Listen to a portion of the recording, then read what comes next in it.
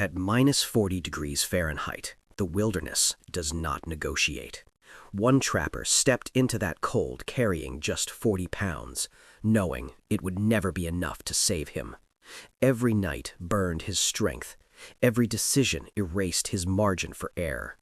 This is not a story about bravery. It is about how he outsmarted a winter designed to kill him. Because in this kind of cold, survival belongs to the man who carries the least and understands the most.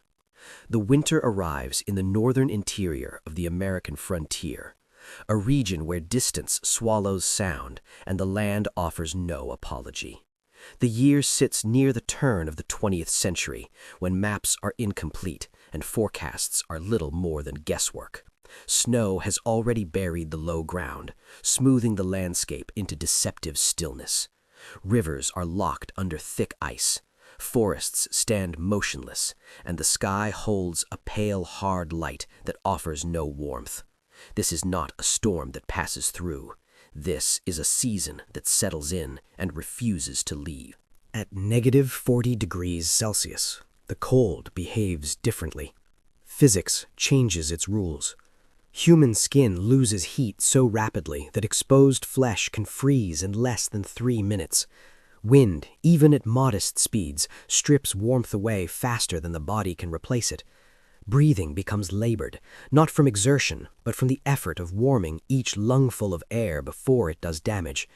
The body burns calories at an accelerated rate, consuming its own reserves simply to maintain core temperature. There is no dramatic collapse, no single catastrophic moment. The danger here is quiet, methodical, and relentless. Daylight offers little relief. In midwinter, the sun hangs low and weak, providing barely 4 to 5 hours of usable light. Shadows stretch long across the snow, and when darkness arrives, it arrives fully, bringing with it a drop in temperature that feels immediate and final. Wind chill pushes perceived temperatures even lower, turning exposed ridges into places where frostbite can begin in under 2 minutes. At night, sound carries farther, but movement becomes slower, heavier, more deliberate. Every action costs heat. Every decision carries weight. It is into this environment that one trapper moves alone. His name is Elias Carter, a man shaped by experience rather than reputation. He is not young, but not yet worn down. His strength is not brute force, but restraint, an ability to move without haste and think without panic. He does not speak to the land as if it owes him anything. He treats it as a system, one that punishes ignorance quickly and rewards preparation only when it is precise. Carter does not arrive with grand ambition. There is no conquest in his movement, no challenge issued to the wilderness. He has traveled this region before in warmer seasons, knows the trap lines, the river bends, the stands of timber that block wind and those that funnel it. But winter changes everything. Familiar routes disappear under snowdrifts. Distances stretch long as movement slows. What was once manageable becomes lethal under the wrong conditions. The frontier often celebrates endurance, but endurance alone is useless here. Nature does not respond to effort, it responds to physics. At negative 40 degrees Celsius, a poorly chosen campsite can bleed heat into frozen ground within hours. A fire built without regard for fuel availability becomes a liability instead of a lifeline. Clothing that traps moisture becomes a slow, silent threat. The environment does not care how hard a man works. It only reacts to what he builds, what he carries, and what he ignores. Carter understands that winter survival is not about fighting the cold. It is about managing loss. Heat loss, energy loss, time loss. Every system he relies on must slow those losses enough to keep him functional. Shelter must block wind and insulate from the ground. Fire must provide sustained heat, not just light. Food must deliver more energy than it costs to obtain. Movement must be calculated to avoid sweat, because moisture in this cold is more dangerous than snow. What makes this winter different is not the temperature alone, it is the margin for error. In milder conditions, a mistake can be corrected with effort. At negative 40 degrees Celsius, effort often makes things worse. A rushed fire drains fuel. Overexertion leads to damp clothing. Carrying excess gear increases fatigue, which increases caloric demand, which increases exposure time. Systems collapse not from lack of strength, but from imbalance. The trapper's preparation reflects this reality. There is no abundance in what he carries, no redundancy in the modern sense. Each item must justify its weight. Each tool must serve more than one purpose. He is not preparing for comfort. He is preparing for continuity. His goal is not to feel warm, but to remain alive long enough for the season to break. As the first days pass, the land begins to show its intent. Snow thickens, wind scours exposed ground, and the cold settles deeper each night. Small signs accumulate. Wood splits louder than it should. Leather stiffens faster than expected. The fire consumes fuel at a rate that feels unsustainable. These are not failures yet, but warnings. Indicators that the environment is testing the limits of every assumption. Carter moves carefully, setting his initial camp with deliberate precision. He chooses ground that offers natural wind protection, avoids low spots where cold air pools, and minimizes unnecessary movement. Even so, the cold presses in. The margin shrinks. The systems he relies on must work perfectly because there will be no opportunity to replace them once winter tightens its grip. This is the moment when most men would reach for more gear, more supplies, more insurance against failure. But the frontier does not reward accumulation, it punishes it. Every extra pound slows movement. Every unnecessary item steals energy that cannot be replaced. Carter knows this, and it is here that the true shape of the danger begins to emerge. The real threat is not the temperature. It is not the darkness or the isolation. It is the weight of what he has chosen to carry and what he has deliberately left behind. In extreme cold, excess weight does not add safety. It drains time, energy, and heat, three things winter never returns. At -40 degrees Fahrenheit, the idea that more equipment equals more security becomes not just wrong, but lethal. Elias Carter understands this long before the first mile is covered. On the frontier, survival is often imagined as a test of endurance, a contest of how much a man can carry and how long he can suffer. But winter rewrites that logic completely. In deep cold, survival becomes an exercise in subtraction. What matters is not what is available, but what can be carried without tipping the balance between motion and exhaustion. The limit he sets is precise, 40 pounds. Not an estimate, not a suggestion, but a hard boundary. Everything beyond that number threatens the system. More weight means slower travel. Slower travel means longer exposure. Longer exposure increases caloric burn, which demands more food, which adds more weight. The cycle feeds itself until collapse becomes inevitable.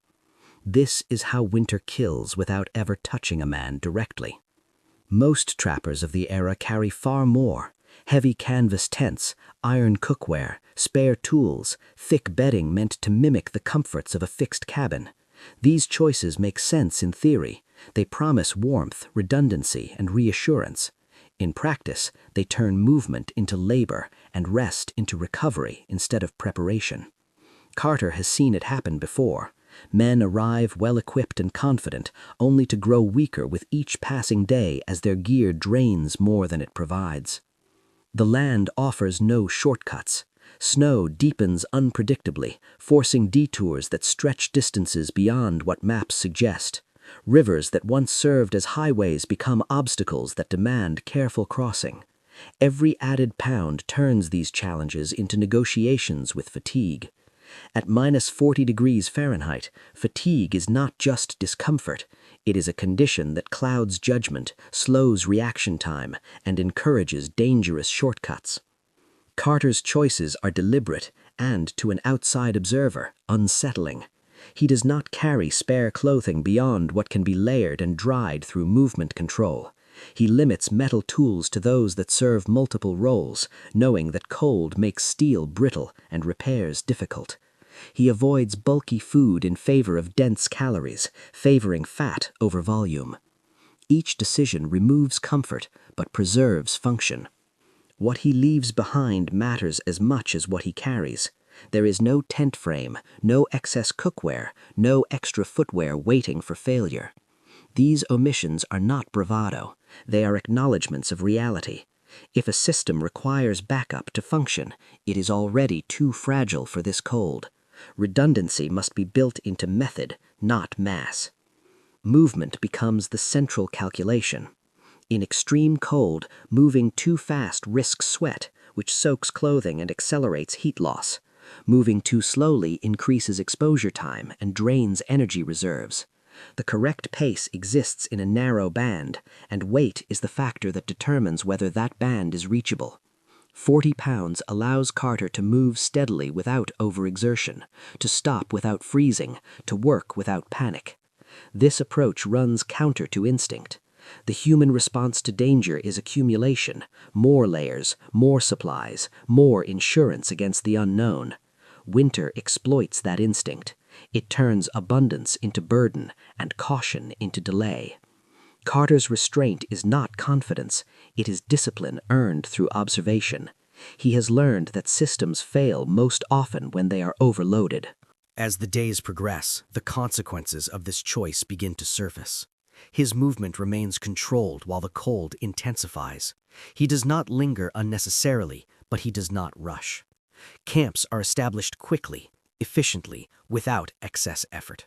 The energy he saves compounds, giving him options where others would have none. Still, the margin remains thin. One misjudgment, one forced detour could erase the advantage completely. The land does not reveal its judgment immediately. It waits. Snow deepens along shaded slopes. Wind scours exposed ground, increasing the cost of travel. Nights grow longer, colder, more absolute. Each evening, Carter accounts for his energy, his supplies, his time. The weight he carries feels heavier with each passing day, not because it has increased, but because the environment demands more from everything he does. This is where the danger sharpens. 40 pounds is not generous. There is no room for comfort, no buffer for error. Every item must earn its place every day.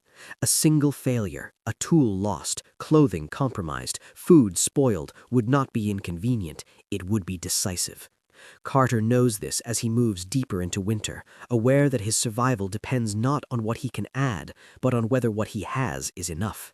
And it is here, in the quiet arithmetic of weight and cold, that the real risk becomes clear.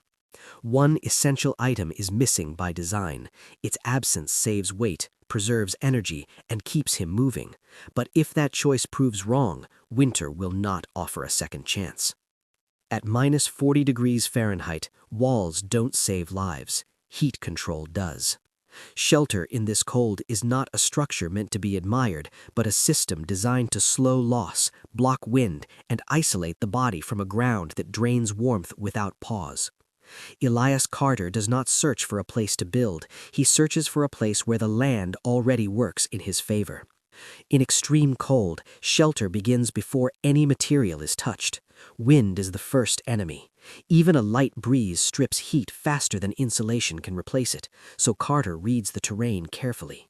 He avoids ridgelines and open flats, choosing a shallow stand of timber where snow has drifted unevenly, forming natural barriers.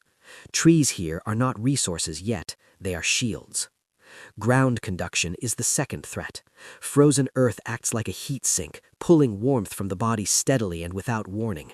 Sitting or sleeping directly on it, even for a short time, accelerates hypothermia. Carter selects slightly elevated ground where snow depth allows insulation to be built up rather than compressed. Snow, when left loose, traps air and slows heat transfer. Packed snow does the opposite. This distinction matters more than walls ever could. Shelter, in Carter's system, is not permanent, it is responsive. It must be quick to build, easy to repair, and capable of adjustment as conditions change. Anything that requires hours of labor risks sweat and exposure. Anything too rigid cannot adapt when wind shifts or snow loads increase. The goal is not to create a room, but to shape a microclimate that the body can manage. The system follows a clear order. First, orientation. Carter positions the shelter opening away from prevailing wind, using trees and snowbanks to disrupt airflow. Even a partial deflection can raise interior temperatures several degrees, enough to matter at night. Second, ground insulation. He layers branches, bark, and loose snow to create separation from the frozen earth, ensuring nothing compresses under body weight. Third, overhead control. Instead of a heavy roof, he builds a low profile, minimizing interior air volume.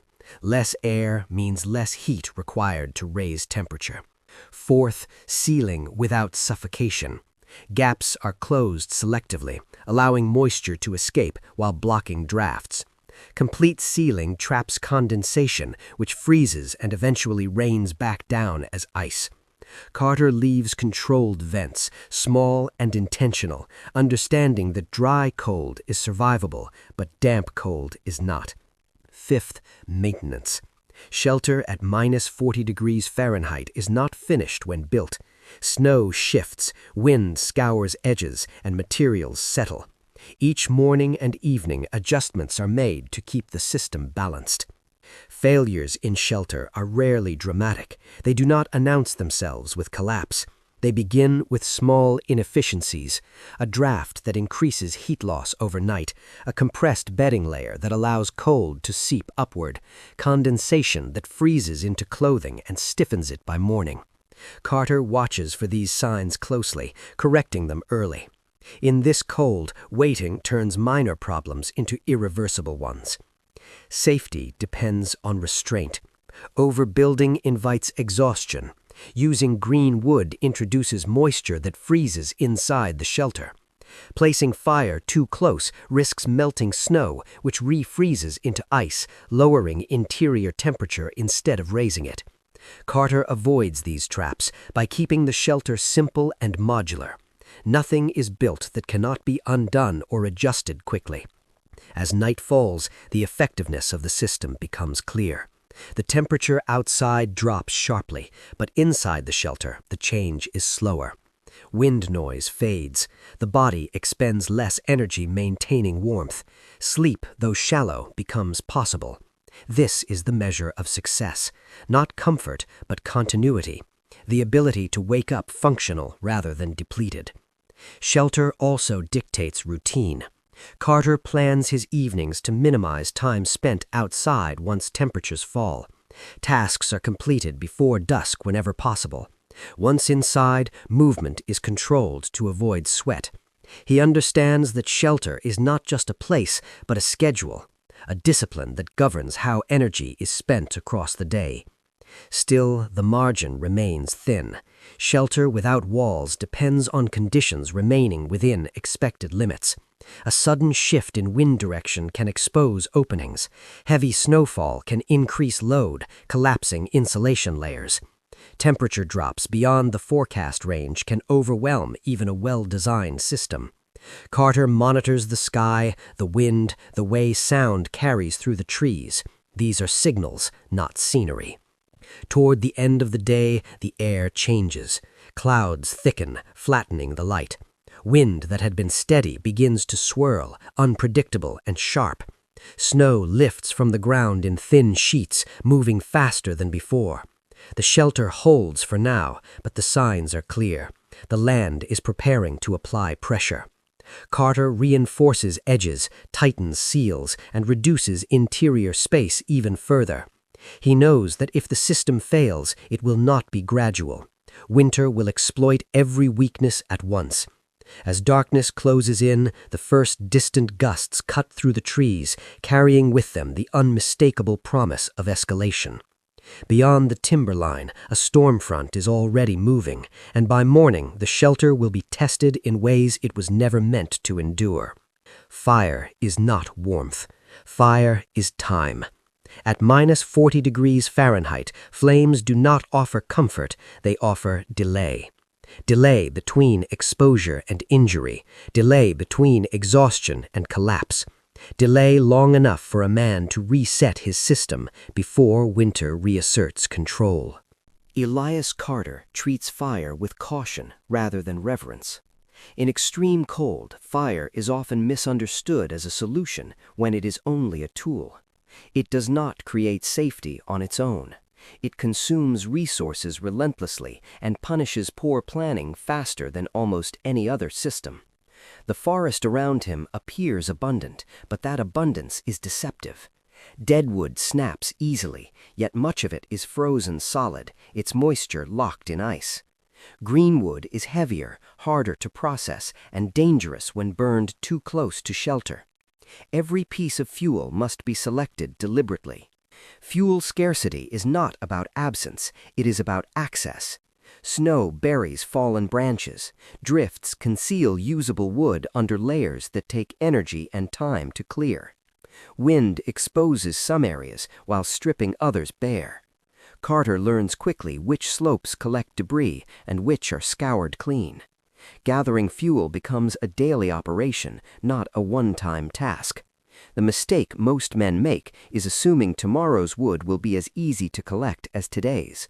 Winter does not repeat itself evenly.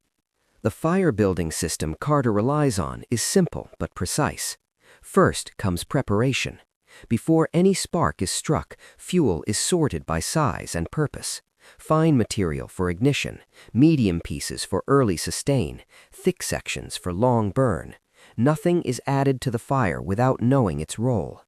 Second comes placement. The fire is built close enough to shelter to share heat, but far enough to avoid melting snow or igniting insulation. Distance is measured carefully, adjusted as wind shifts. Third comes structure. Instead of towering flames, Carter builds low, controlled fires that favor coals over sparks.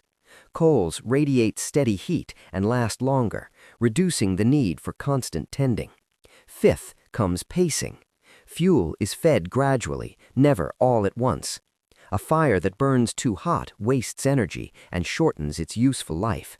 Wood size determines burn duration.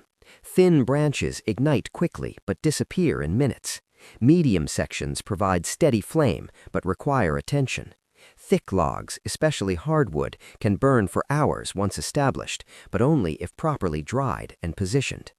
Carter balances these sizes carefully, building a fire that transitions from flame to coal without collapsing. At -40 degrees Fahrenheit, a fire that goes out unexpectedly can be more dangerous than no fire at all, because it invites complacency. Metal becomes a liability in this cold. Fire tools, cookware, and even steel edges behave unpredictably. Extreme temperatures make metal brittle. Sudden heat can cause cracking, warping, or failure. Carter avoids direct flame contact whenever possible, warming metal gradually near coals instead. A broken pot or snapped tool is not an inconvenience, it is a permanent loss that cannot be replaced once winter has closed in. The greatest risk comes at night. Fire demands attention, but sleep demands withdrawal. Balancing the two is one of winter's hardest problems. Carter understands that maintaining a flame through the entire night is unrealistic without exhausting fuel reserves. Instead, he plans for controlled burnout. Thick fuel is added late, allowed to burn down into dense coals that radiate heat for several hours. The goal is not to keep flames alive, but to slow the temperature drop long enough for the body to rest. Still, overnight fire is always a gamble. Wind can shift, pulling heat away faster than expected. Snow can fall and smother coals. Fuel can burn unevenly, collapsing the structure prematurely. Carter sets his routine accordingly. He wakes periodically, checking the fire without fully arising, conserving energy while monitoring risk. These interruptions cost rest, but they preserve life. As nights pass, the limits of fire become clear. Fuel consumption outpaces comfort. Gathering wood takes more time as nearby sources are exhausted. Each day, Carter must venture farther, increasing exposure and effort. The fire that once felt generous now feels fragile. Its presence buys hours, not security. There are moments when the forest feels silent, not from peace, but from pressure. Wind pauses briefly, sound flattens, and the cold deepens. In these moments, fire seems smaller, less assertive against the darkness. Carter watches the flames carefully, aware that confidence is dangerous here. Fire does not guarantee survival, it only extends the window in which other systems must function. Near dawn, the fire begins to weaken sooner than expected. Coals fade, heat diminishes, and the shelter cools rapidly. Carter feels the shift immediately, the cold creeping back into spaces fire had held at bay. He reaches for staged fuel, but the response is sluggish. The fire struggles, flickers, and then settles lower than it should. Outside, wind picks up again, carrying snow through the trees. Inside, the margin tightens. The fire, which has measured time so carefully through the night, is failing early. Before morning fully arrives, the flames disappear entirely, leaving only cold ash and the sound of winter pressing in closer than before. In deep cold, sweat is more dangerous than snow. At -40 degrees Fahrenheit, moisture does not evaporate, it waits.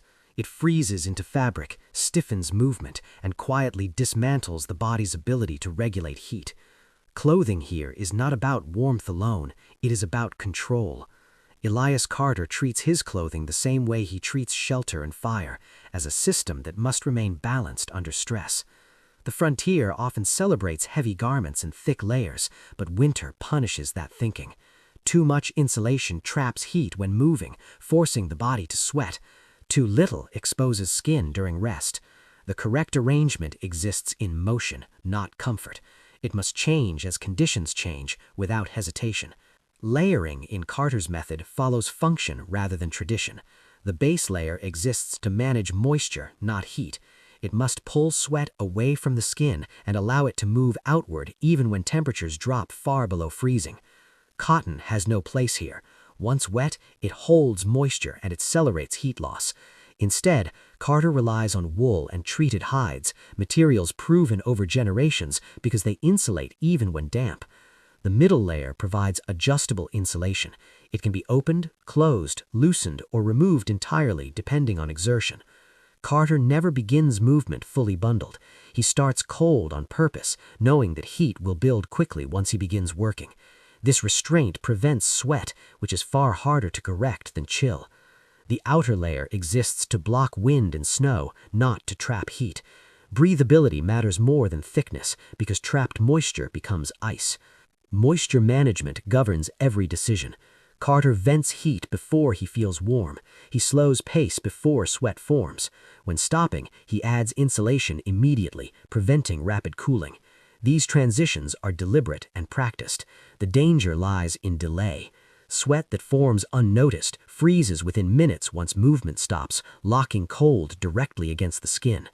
This logic is not new. Indigenous winter systems and early frontier practices were built around the same principles. Clothing was layered for adaptability, not bulk. Materials were chosen for resilience rather than softness. Movement was disciplined, paced to avoid excess heat. Carter does not copy these systems blindly, but he respects their logic. They were shaped by the same cold, refined through survival rather than convenience. Material choice defines success. Wool remains flexible in extreme cold. Fur, when properly oriented, traps air without sealing moisture inside. Leather blocks wind, but must be managed carefully to prevent stiffness. Carter avoids modern assumptions about insulation value. He judges materials by how they behave after hours of use, after exposure, after repeated freeze-thaw cycles. Anything that becomes rigid or unmanageable is a liability. Hands and feet receive particular attention. Fingers lose dexterity quickly, and mistakes multiply when fine motor control fades. Carter layers hand protection so that outer coverings can be removed briefly without exposing bare skin. Feet are managed to stay dry above all else. He changes socks proactively, drying damp ones near controlled heat whenever possible. Frozen feet do not announce failure until damage has already begun. Movement discipline ties the system together. Carter does not push through discomfort. He plans his pace to remain just below the threshold of sweat. Uphill travel is broken into stages. Heavy work is followed by immediate adjustment. This discipline feels counterintuitive, especially as cold bites at exposed skin, but it preserves the system. Men who rush to feel warm often pay for it later when moisture turns against them. As conditions worsen, the clothing system is tested repeatedly. Wind increases convective heat loss, snow infiltrates seams and folds. Repeated adjustments wear on materials and patients alike. Carter inspects his clothing constantly, feeling for stiffness, checking for dampness, monitoring how layers interact as he moves and rests. Clothing that worked one day may fail the next as temperatures drop further. There is no redundancy in mass, only in method. Carter does not carry spare outfits. He carries the ability to adapt what he has. Repair is minimal but continuous. Small tears are addressed immediately. Loose bindings are tightened. Neglect compounds quickly in this cold. The greatest risk comes when routine is disrupted. Fatigue dulls awareness. Hunger distracts attention. Wind and darkness shorten margins. It is in these moments that small mistakes slip through. A vent left closed too long, a pace not slowed too soon, a layer not adjusted after exertion. Late one afternoon, as Carter works against the wind, the cold feels sharper than before. Movement slows, effort increases, and the temptation to push through rises. He finishes the task and settles into shelter without fully adjusting his layers, trusting the system to correct itself. At first, nothing feels wrong. Minutes pass. Heat drops. Fabric stiffens subtly, unnoticed at first. Moisture, trapped where it should have escaped, begins to freeze.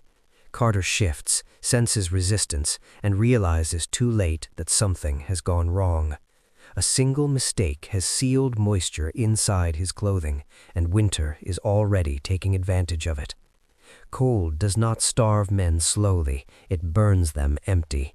At -40 degrees Fahrenheit, hunger is not felt as an ache, but as a drain, a steady erosion of strength that turns simple tasks into negotiations with fatigue. Calories here are not comfort, they are time. Time before hands shake, before judgment slips, before the body begins consuming itself to stay warm. Elias Carter understands that food in extreme cold is not about fullness, it is about output. The body's demand for energy rises sharply as temperature drops, and at this level of cold, maintaining core heat alone can require thousands of calories per day. Movement, even controlled movement, multiplies that cost. Without sufficient intake, strength fades quickly, and with it, the discipline that keeps other systems intact. Fat sits at the center of Carter's food strategy. Protein builds and repairs, but fat fuels. Gram for gram, fat delivers more than twice the energy, and it burns slower, providing sustained heat rather than brief bursts. Lean meals may satisfy hunger, but they fail the math of winter. Carter prioritizes dense calories that can be carried without excess weight and digested without taxing the body. Every ounce must return more energy than it costs to obtain. Daily caloric burn becomes a constant calculation. Even on low activity days, the cold alone demands more than the body would use in moderate conditions. Add trapline checks, fuel gathering, shelter maintenance, and the number climbs rapidly. Carter tracks this not with numbers written down, but with routine. He knows how much effort a task requires, how much food must follow, and how quickly reserves diminish if intake falls short. The trapline is both opportunity and risk. Trapping provides fresh calories, but it demands movement, exposure, and time. Each check costs energy before it ever returns any. Carter spaces his traps carefully, favoring efficiency over coverage. He avoids routes that force repeated elevation changes or wind exposure. The goal is not maximum yield, but reliable return. A smaller, dependable gain sustains the system better than a wide line that drains more than it provides. Energy budgeting governs every decision. Carter plans his days around caloric balance.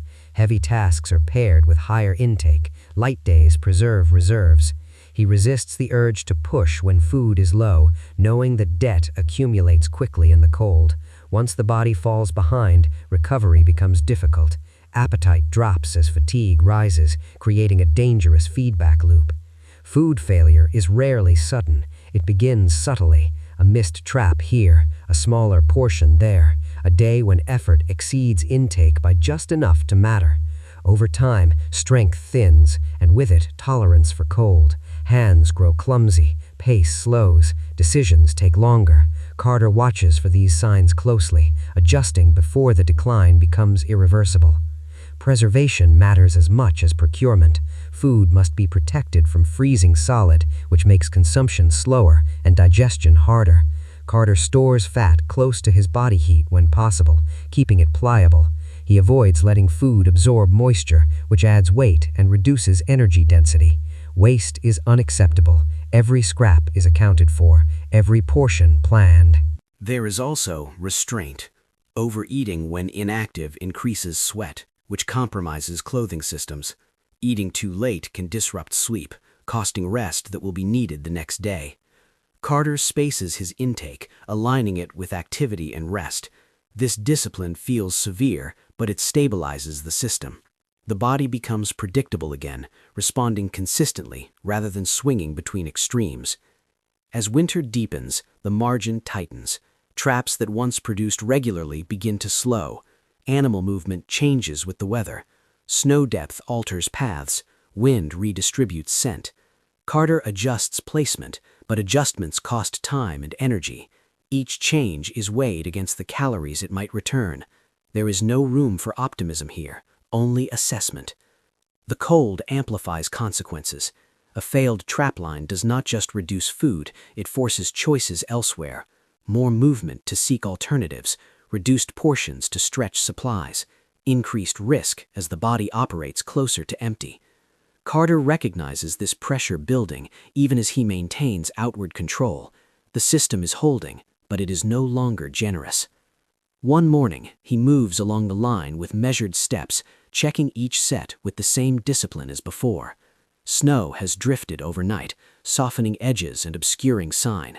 The forest feels quieter than usual, not peaceful, but empty. One by one, the traps come up light. No movement, no return. By the time he reaches the end of the line, the pattern is clear. What had been a steady exchange of energy has stopped entirely. The cold has shifted the balance, and the system that fed him is no longer responding. As he turns back toward shelter, carrying nothing but cold iron and spent time, the reality settles in. The traps have gone silent, and every hour from this point forward will cost more than it gives. In extreme cold, staying still can be the most dangerous decision, or the only one. At -40 degrees F, movement is never neutral. Every step costs heat, every pause risks stiffness, and every miscalculation compounds into exposure that the body may not recover from. The land does not punish motion or rest by default, it punishes imbalance. Elias Carter reaches the point where food returns have thinned and fire demands have grown. The math tightens. Movement now competes directly with survival. To move is to burn calories he can no longer easily replace. To stay is to risk stagnation, dwindling resources, and systems failing in place. The decision is no longer about efficiency, it is about timing. Exposure defines the risk. Wind strips heat faster than exertion can replace it, especially across open corridors where terrain funnels air into narrow channels. Carter studies these routes carefully. Frozen rivers, cut banks, and low passes may appear convenient, but they behave like conduits, accelerating wind and amplifying chill. A short route through a corridor can cost more heat than a longer path through broken timber. Route planning becomes a discipline of avoidance. Carter favors indirect paths that offer windbreaks even when they add distance. He skirts slopes rather than crossing them, reducing the need for bursts of effort that lead to sweat. He times movement to daylight hours when visibility reduces hesitation and mistakes. Darkness increases exposure not because of cold alone, but because it slows decision-making. Frostbite does not announce itself dramatically. At -40 degrees F, exposed skin can freeze in 2 to 5 minutes depending on wind. Fingers lose sensation first, then dexterity. Ears and cheeks stiffen quietly. Carter checks himself constantly, rubbing warmth back into vulnerable areas before numbness becomes damage. Gloves are adjusted without removing them entirely. Face coverings are managed to prevent moisture buildup without exposing skin. These small actions consume attention, but they preserve capability. Decision pressure builds as conditions worsen. Each movement must justify itself against caloric cost and exposure risk. Carter limits trips outside shelter, consolidating tasks wherever possible. Fuel gathering is combined with route checks. Shelter maintenance is paired with brief movement to maintain circulation. Nothing is done without purpose. Idleness is avoided, but so is unnecessary effort. The cold complicates judgment. Fatigue blurs edges. Hunger shortens patience. The temptation to push through increases as margins shrink. Carter counters this by slowing down mentally, even when urgency presses. He pauses before committing to routes, scanning terrain, reading snowdrift patterns, watching how wind interacts with trees. These observations are not passive, they are calculations. Wind corridors reveal themselves subtly. Snow scours ground bare in places, piling deep in others. Sound carries differently. A distant gust arrives earlier than expected. Carter learns to read these signs, adjusting course before exposure escalates. Avoidance saves more energy than endurance ever could. Staying still carries its own risks. Extended inactivity allows cold to seep deeper, especially when fire is unreliable and food intake is reduced. Muscles stiffen, circulation slows, and recovery from rest becomes harder. Carter counters this with controlled micromovement, small adjustments, brief walks, deliberate stretching that avoids sweat. The goal is to keep blood moving without generating moisture. As days pass, the environment begins to force the issue. Snow accumulates unevenly, altering access to fuel. Wind shifts compromise shelter orientation. The trapline's failure removes the incentive to travel familiar routes. Staying put now costs more than it did before, not because movement has become safer, but because stagnation accelerates decline. Carter weighs the options without drama. Relocation is not an escape, it is a gamble. Moving camp means exposure, effort, and uncertainty, but it also offers the chance to reset systems, access new fuel, adjust shelter orientation, re-establish routines that have begun to strain. The decision hinges on timing. Move too early and waste reserves. Move too late and lose the strength to move at all. He chooses a window. Weather calms briefly. Wind drops. Visibility improves, and temperatures stabilize at a level that, while still brutal, is predictable. Carter prepares methodically. Gear is consolidated. Clothing is adjusted for sustained movement. Food is rationed for transit rather than comfort. The route is chosen not for speed, but for protection. As he steps out, the cold feels sharper than before, as if the land recognizes the shift. Movement is slower, more deliberate. Each step is placed with intent. The forest closes in, offering shelter and resistance in equal measure. Carter keeps his pace steady, refusing to chase warmth or distance. The discipline holds, but the cost is immediate. Halfway through the route, wind rises unexpectedly, cutting across the planned path. Exposure increases. Adjustments are made, detours taken. Time stretches. The body responds, burning energy faster than planned. Carter feels the pressure building, the narrow band of safe movement tightening. By the time he reaches the edge of the new site, fatigue has crept in despite restraint. Shelter must be rebuilt. Fire must be re-established. There is no pause between arrival and work. Winter does not allow it. As dusk approaches, Carter commits fully. Staying is no longer an option. The decision has been made, and the cost is already being paid. The land behind him offers nothing.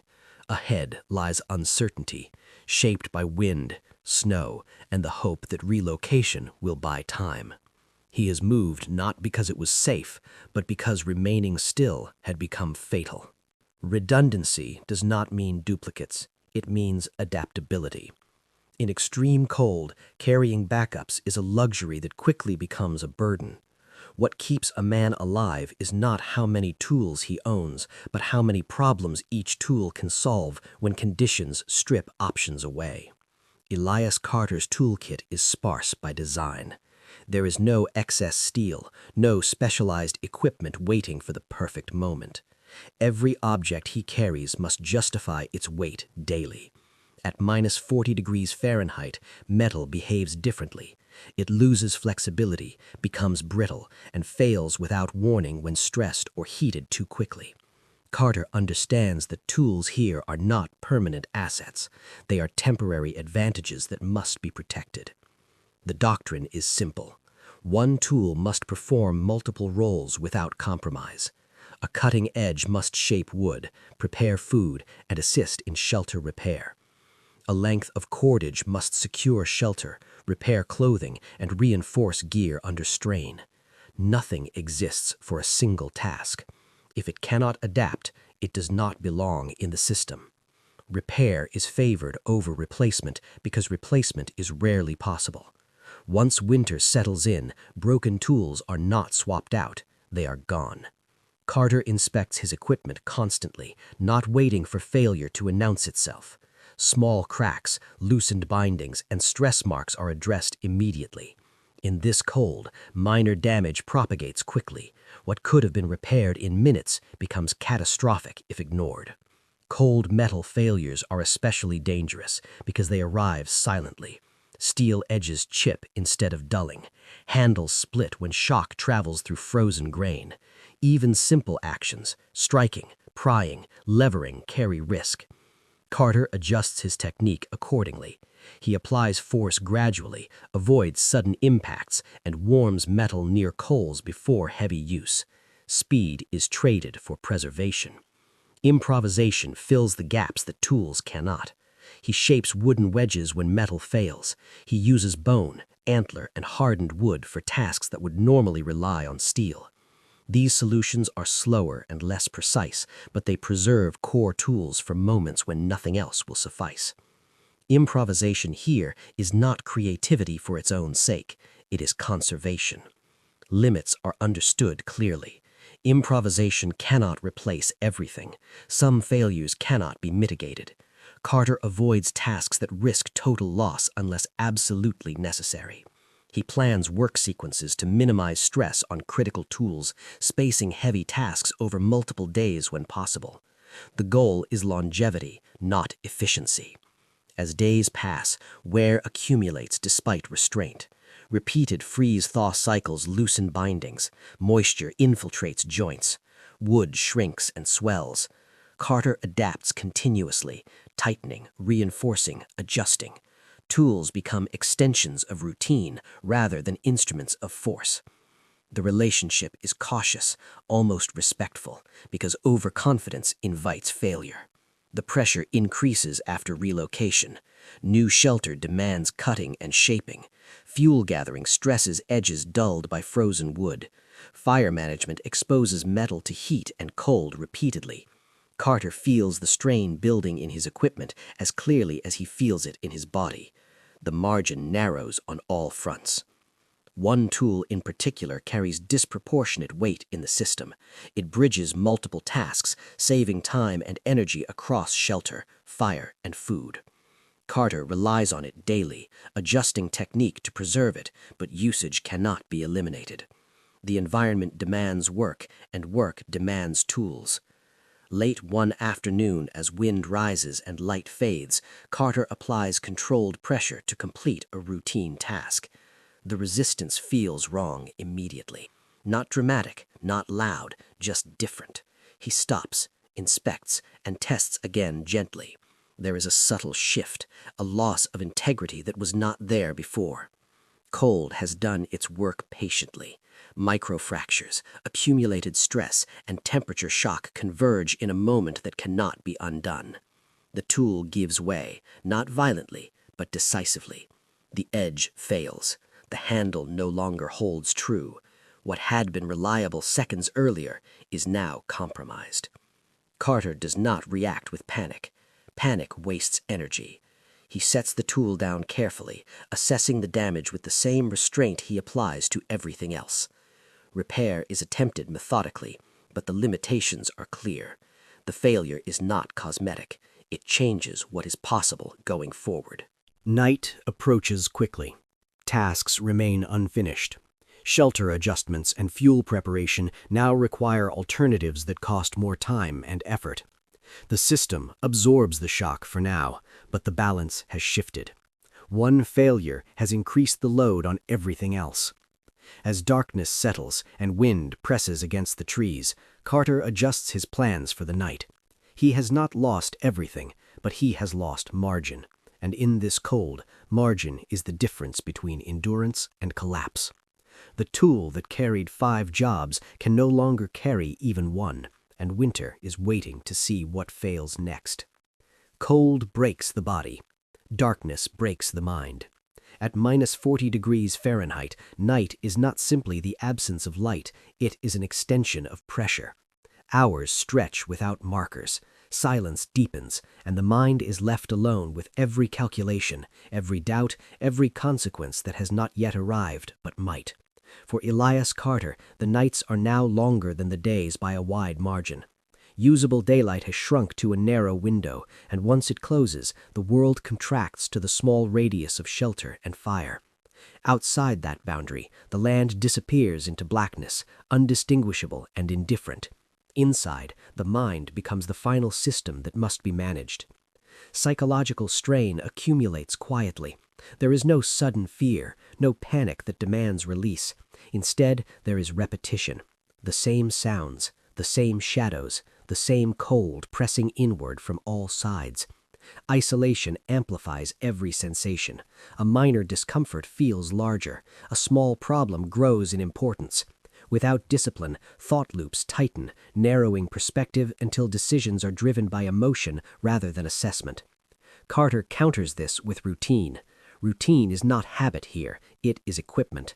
Each night follows a structure designed to anchor time and preserve clarity. Tasks are completed in a fixed order, regardless of fatigue. Fire check, shelter adjustment, clothing inspection, food portioning. Each action confirms continuity, reminding the mind that systems are still functioning, even under strain. Time tracking becomes essential. Without it, nights blur into a single endless stretch. Carter marks progress through simple measures: the fire's burn stages, the cycle of tending and rest, the gradual shift in wind patterns. These cues replace clocks and calendars. They provide reference points, preventing the sense that time has stalled completely. Isolation alters perception. Sounds carry farther in the cold, but there are fewer of them. The absence becomes noticeable. The mind fills gaps, replaying past decisions, projecting future risks. Carter does not indulge these thoughts, but he does not suppress them entirely. Acknowledging risk keeps awareness sharp. Dwelling on it erodes discipline. Balance is required, even here. Sleep is fragmented. The body resists full rest, waking frequently as temperatures drop or systems require attention. Carter accepts this. Fighting fatigue wastes energy. Instead, he adjusts expectations, treating rest as cumulative rather than continuous. Short periods of recovery, spaced throughout the night, maintain function even if comfort never arrives. Darkness challenges motivation. Without visible progress, effort can feel meaningless. Carter counters this by setting small, immediate goals. Maintain warmth until the next fire check. Preserve flexibility until morning light. These objectives are achievable and measurable, reinforcing purpose when larger outcomes remain uncertain. The broken tool weighs on him now, not just physically but mentally. It represents a reduction in options, a reminder that systems are degrading. Carter acknowledges the loss without dramatizing it. Fixation would serve no purpose. Instead, he adjusts expectations and routines to account for the new limitations, reducing tasks that demand precision or force. Loneliness is present but muted. Carter is accustomed to solitude, but prolonged isolation in darkness carries a different weight. There is no external reference, no shared experience to normalize conditions. The only feedback comes from the environment, and it is rarely encouraging. Carter grounds himself in observation, focusing outward rather than inward. Snow patterns, wind shifts, the behavior of fire and smoke, these details anchor attention and prevent inward spiral. As nights lengthen, the cold deepens further. The temperature drop after sunset becomes sharper, more immediate. Systems that held through earlier weeks now operate closer to their limits. Fire burns shorter, shelter loses heat faster, clothing stiffens sooner. Carter notes these changes carefully. They signal escalation, not failure.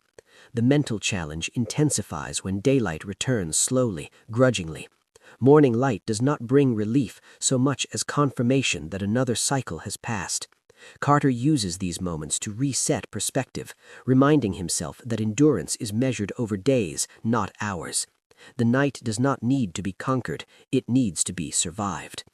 Still, there is a sense of approach, a tightening of conditions that suggests winter has not yet asserted itself. The cold feels heavier, more settled. The silence stretches longer between sounds. Even the wind seems more deliberate now, less chaotic, as if the season has reached full expression. On one of these nights, as Carter completes his routine and settles back into shelter, the temperature drops sharply beyond what he has experienced so far. The fire struggles to maintain coals. The air inside the shelter feels denser, harder to warm. The body responds immediately, burning energy faster to compensate. Carter recognizes the signs. This is not a passing dip. This is the crest of winter's cycle, the point where conditions reach their most unforgiving state. From here, systems will either hold or unravel. As darkness deepens and the cold presses closer, Carter steadies himself for what comes next. The longest nights are no longer building towards something, they have arrived, and winter is now at its peak. This winter did not reward strength, it rewarded systems. When the cold finally loosened its grip and daylight began to stretch beyond its narrow limits, Elias Carter was still standing, not because he endured more pain than the land could deliver, but because he asked less of himself than winter was waiting to take. Survival did not arrive as a single victory. It revealed itself gradually, in the absence of catastrophe. No moment of rescue, no dramatic turning point, just continuity. Fire that still answered when fed correctly, shelter that still slowed heat loss, a body that, though strained, remained functional enough to work, think, and adjust. Winter judged the system as a whole, not individual acts of toughness. What worked was not any single decision, but alignment. Every element Carter relied on supported the others. Gear weight allowed controlled movement. Controlled movement prevented sweat. Dry clothing preserved insulation. Efficient shelter reduced fuel demand. Reduced fuel demand limited exposure. Food intake matched effort closely enough to prevent collapse. Each system compensated for the limits of the next. None operated in isolation. The 40-pound limit was not a trick or a gamble. It was a boundary that forced clarity. By removing excess, Carter removed temptation. There was no backup for poor judgment, no surplus to absorb mistakes. That pressure refined decisions. Every action had to justify its cost in energy, time, and heat. In this way, limitation became structure. Several principles emerged from that structure, clear enough to stand on their own. First, weight is not neutral. In extreme environments, every pound compounds cost across all systems. Second, heat is not created, it is preserved. Shelter, clothing, and fire succeed only when they slow loss rather than attempt to overpower cold. Third, moisture is the silent failure point. Sweat, condensation, and dampness undermine insulation faster than exposure alone. Fourth, energy must return more than it costs. Food, movement, and labor are bound by arithmetic that cannot be ignored.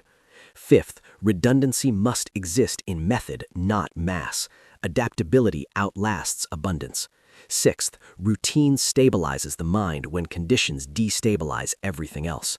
And finally, restraint is not weakness. It is the discipline that prevents cascading failure. These principles were not invented in isolation. They echo frontier experience, indigenous cold weather knowledge, and hard-earned lessons from those who lived where winter could not be escaped. What distinguishes Carter's outcome is not innovation, but application. He did not attempt to outwork the season or outthink it with excess. He built a system that stayed within the limits winter imposed. The modern instinct is to solve problems by adding more gear, more layers, more tools, more contingency. In controlled environments, that instinct works. In extreme cold, it backfires. Complexity increases failure points. Weight accelerates exhaustion. Backup systems often depend on the same resources that are already strained. The frontier lesson runs counter to comfort-driven logic. Survival improves when systems are simplified, not expanded. Carter's experience reframes what preparedness means. It is not the ability to carry everything one might need. It is the ability to function with only what one can sustain. 40 pounds was not a measure of toughness. It was a filter. Anything that passed through it had to earn its place by contributing to balance rather than burden. As winter receded, the land did not acknowledge his persistence. Snow melted slowly, rivers loosened, wind softened. The transition was gradual, almost indifferent. Survival did not come with validation. It came with continuity, the quiet realization that the system had held long enough for conditions to change. In the end, the story does not belong to the cold or the weight or even the man. It belongs to the rule that governed every choice. Carry only what you can support. Build systems that absorb failure without collapsing. Manage loss rather than chasing comfort. Respect limits instead of testing them. That is the 40-pound rule. Not a number, but a discipline. A reminder that in the harshest environments, survival is not earned through force, but through alignment. The winter did not spare him. It tested him and moved on. He survived not by carrying more, but by understanding exactly how little he could afford. 40 pounds never made him safe. His systems did. In the end, the cold did not remember his strength. It only recognized his discipline. If this story changed the way you think about survival, pass it to someone who still believes gear matters more than judgment. The next stories go even deeper into the systems that kept people alive when the land offered no mercy. And before you go, where are you watching from, and could you survive a winter like this where you live?